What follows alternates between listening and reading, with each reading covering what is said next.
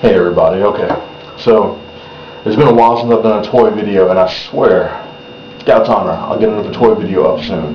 But I'm going to talk about this religion thing, and the science and faith thing one more time real quick. I learned a long time ago that if you explain something too much, the bulk of the people can't understand it. And if you don't explain it enough, the smart people try to use that as some kind of a leverage where they try to argue and dispute you. Okay? It tickles me because these people get on here, they act like somehow they're some kind of intellectual superior because you have to try to cater to two different audiences simultaneously. Okay? Some of the people get on here and they make the most ridiculous claims and the dumbest challenges. You know what? Science requires as much faith as religion does, as faith in God does. Period. Okay? We'll just put that to bed right now, because science doesn't operate at all without faith. You have to have faith somewhere along the way in order for you to even try to use science. Okay? Otherwise, you couldn't ever accomplish anything. You couldn't get any kind of research done because you'd have to do every single step yourself. Do you want to go back and test out every atom and every molecule before you even start? No, you don't? Amazing. Alright, another thing. Reality. Okay? This is a fun one for you. You can't prove reality exists. Quantum physics is what will get you into a whole bunch of headaches trying to deal with all the minute discrepancies on the laws of reality. What we think we know versus what we actually know. Things like the intrinsic field that supposedly holds our entire being together so that our molecules don't scatter to the wind. What stops our bodies from reacting with everything else we touch. The fact that we can't ever actually touch something because that field that holds us together is touching the other thing's field. Things like that. So you've never actually touched anything by way of that scientific theory. And I say theory because God only knows when somebody can ever try to prove something like that. But there's logic to it, and there's reason to it. So even with logic and reason, that must make it right? No? So it's completely possible to be completely wrong even using logic and reason, which says to me that something like that is just ridiculous. And it's, why would you ever suggest that logic and reason are so superior if you can use logic and reason and still be wrong? What did you accomplish? Just because you have a way to show how you were wrong? That's stupid. Look, there's nothing wrong with logic and reason. There isn't. And I like to use logic and reason. But when you try to use it as some kind of weapon or an edge, and it's exasperating. It's laughable when people try to use it without understanding what it is they're even talking about. So we're going to pretend like reality is a known fact. Everything is real that we can see. That's it, right? Reality is real. Okay, reality exists one of two ways, right? It was either created by accident or created deliberately. Okay? Reality is very complicated. And in our human existence, there are a lot of things that are very complicated that we can do accidentally. We can't take a bag of parts for a watch and rattle that bag any number of times to make that watch fix itself. Why? I mean, statistically, it should be possible, right? Eventually, all of the parts and pieces should be able, like if shaken enough, and that's where you know that there's something wrong. Because according to that kind of logic, the fact that you didn't get the answer you wanted means you just didn't shake it enough times. I'm sorry, that's not realistic. It's not. What that is that's called, and that is delusional. That is that delusion that homeboy keeps trying to act like faith in a creator God is. Let me break it down a little further. Science has been trying to prove and prove the Big Bang, and they have done all this work and all this effort to try to replicate the conditions and all of this. The amazing thing is that they actually managed to accomplish what they were trying to do, it seems like. They were able to recreate the conditions that they believe were what caused the Big Bang. The problem with that is that it took intelligent design on their part to do it. You get the irony? We're going to prove it happened by accident by intelligently designing the scenario. It's kind of foolish, guys. It's foolish. You kind of got to be dumb to buy in for that. Okay? I'll go ahead and say it. If you can't see that there is something wrong with that,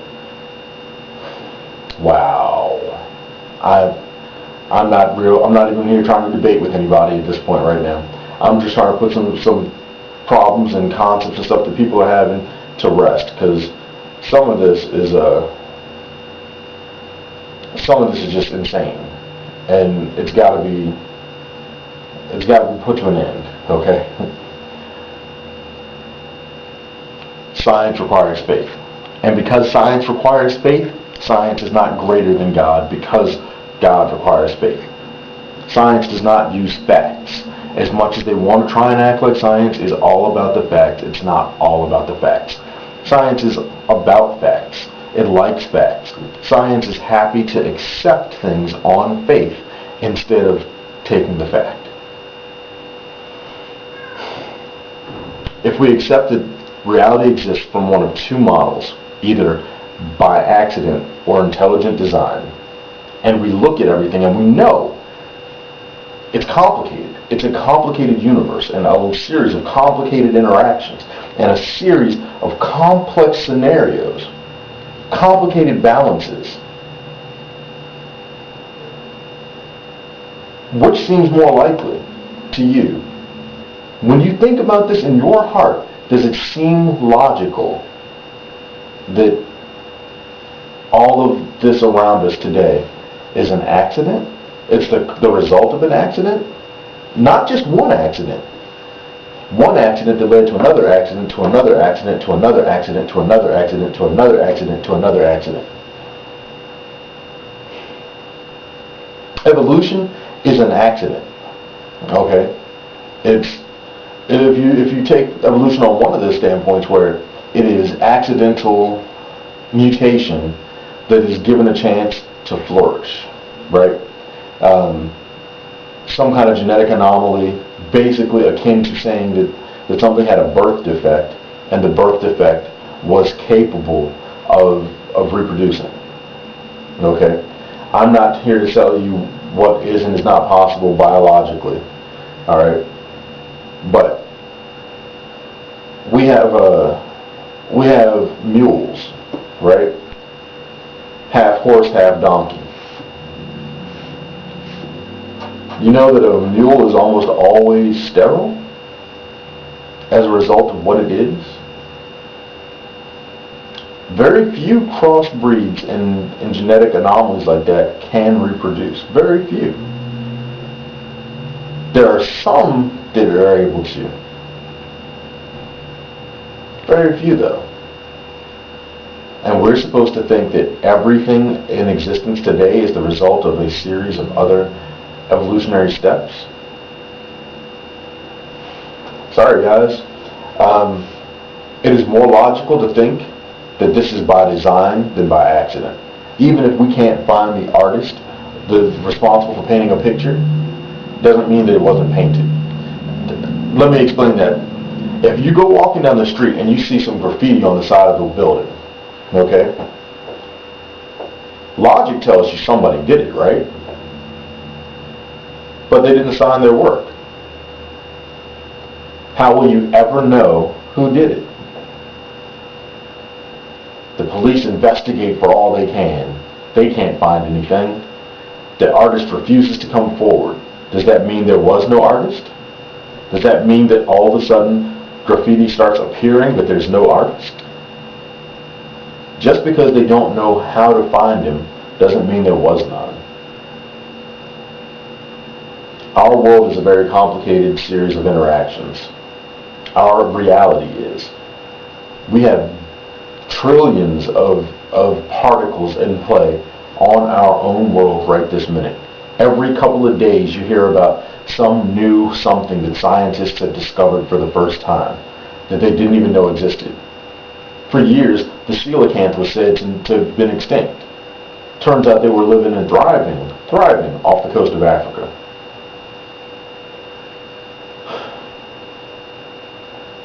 The problem isn't that people say these things. The problem is that people say these things and declare them facts, and then they're wrong. But anybody that disputed them is treated like some kind of a pariah. Anybody that said, but we really don't know. And then the scientific community has this problem with scoffing at people who question them about something. Okay? Look, right? I can't prove God exists. That's just what I believe. I believe it because I look around and I don't accept for a moment that any of this is possible by accident. It is more logical for this to have some kind of design to it. It is.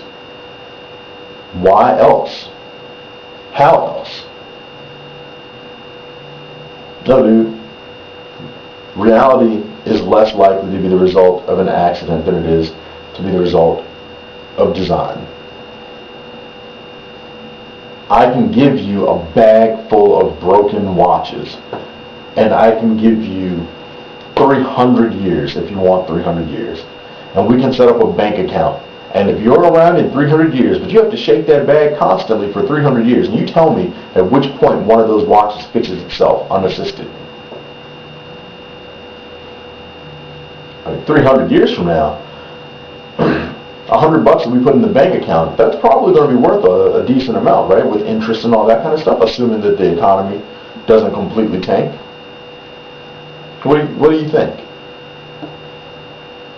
No, because you instinctively know that that's a jackass move and that it will never work. No matter how many times you shake the bag, the watch won't fix itself. Even if you had the random particles that science doesn't want to accept didn't exist by themselves in the first place, fine. The religion says came from God, fine, it doesn't matter. Even if you said that the particles didn't need an origin point, the particles just simply were, why is that more logical to you than there could be some kind of a being that's the same thing? It just doesn't have an origin point. It just simply always was. Because the Bible says some stuff that you don't like.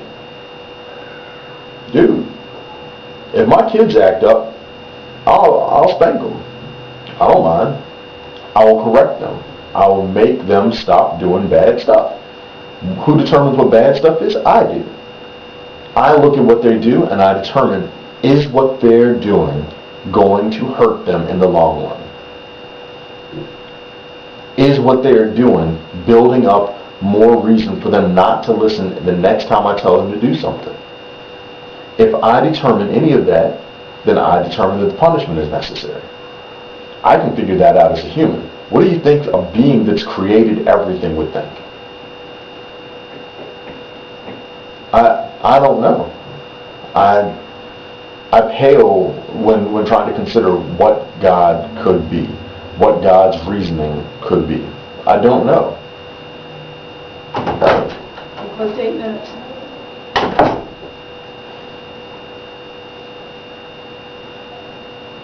I'm gonna wrap it up. I've got to get out of here, but you got to understand this is silly. You don't have to believe in God. You don't. But don't make the mistake that just because you don't believe in God doesn't mean nobody else should. Or the worst mistake, thinking that because it doesn't make sense to you, that it shouldn't make sense to anybody else. That's a sign of foolishness. Who wants to be that kind of fool?